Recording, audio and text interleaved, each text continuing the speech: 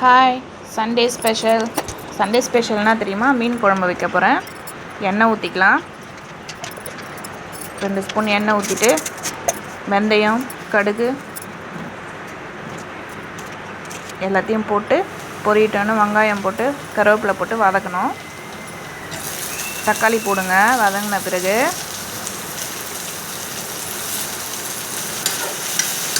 தக்காளி போட்டு வதங்கட்டன்ட்டு லைட்டாக கொஞ்சம் கல் உப்பு போடுங்க. நல்லா வதங்கிடும் வேகமாக.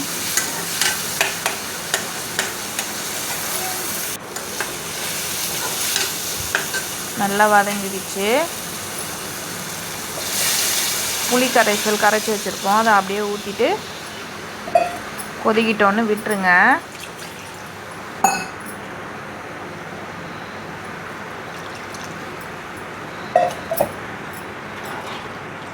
நல்லா கொதிக்கிட்டோம்.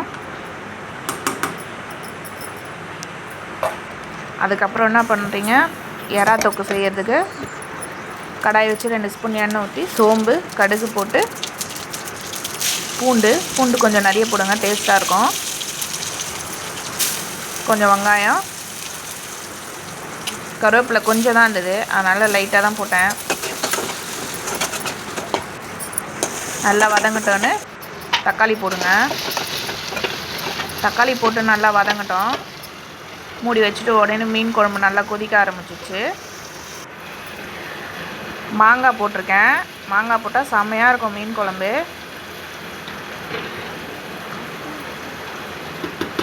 சூப்பராக அல்டிமேட்டாக இருக்கும் மாங்காய் போட்ட மீன் குழம்பு. அதுக்குள்ளே எறா தொக்குக்கு வெங்காயம் தக்காளி வதங்கிடுச்சு. ஒரு மிளகாத்தூள் போட்டு 2 ஸ்பூன் மிளகாத்தூள் போட்டுக்கோங்க.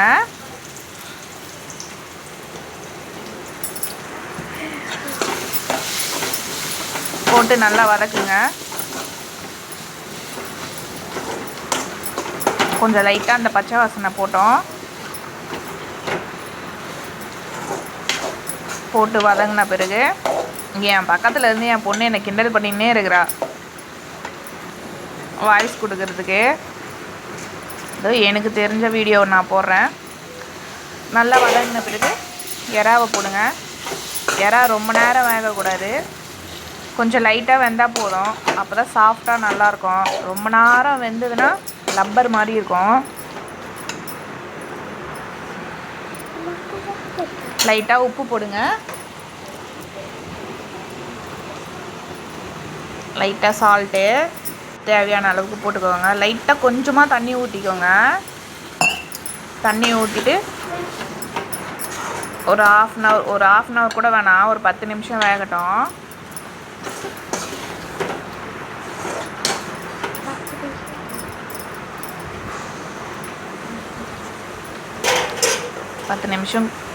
அதுக்குள்ளே மீன் குழம்ப பார்க்கலாம் வாங்க.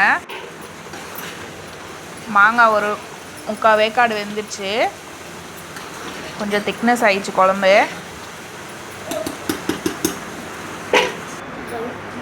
அதுக்குள்ளே க்ளீன் பண்ணி வச்சு இந்த மீனை போடலாம்.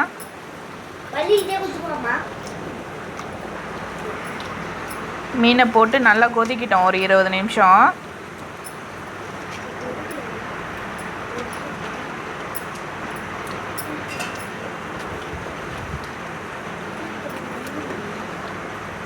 நல்லா கொதிக்கிட்டோம்.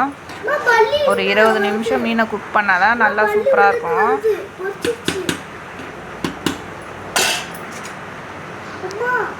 அதுக்குள்ளே எறா தொக்கு ரெடி ஆயிடுச்சு பாருங்கள். ரெடி ஆகிட்டு அந்த எண்ணெய் மேலே அப்படியே திரண்டு வரணும். அப்போ தான் நல்லா டேஸ்ட்டாக இருக்கும். வாசனை சும்மா அப்படியே கமன்னு இருக்குது.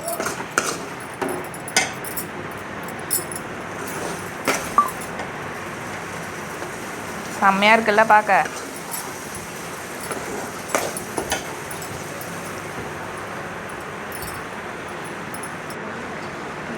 மீன் குழம்பும் ரெடி ஆயிடுச்சு, எறா தொக்கும் ரெடி ஆயிடுச்சு. சாதம் ஃபஸ்ட்டே வடித்து வச்சிட்டேன். அவ்வளோதான், சண்டே ஸ்பெஷல்.